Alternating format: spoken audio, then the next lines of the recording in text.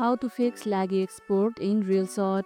Is your video export lagging or freezing? Here's how to fix laggy exports in Reelshot.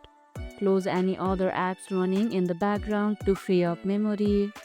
Make sure your video resolution is not set too high. Try lowering it slightly. Restart Reelshot and fix your iPhone before exporting again.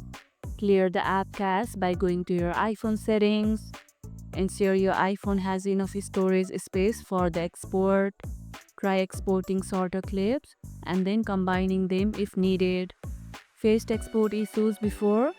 Tell us what worked for you in the comments below. Always keep Reelshot updated for the latest performance improvements. And that's how you can fix laggy export in Reelshot. And if this video helped, hit the like button, share it, subscribe and leave a comment. Thanks for watching and I'll see you in the next one.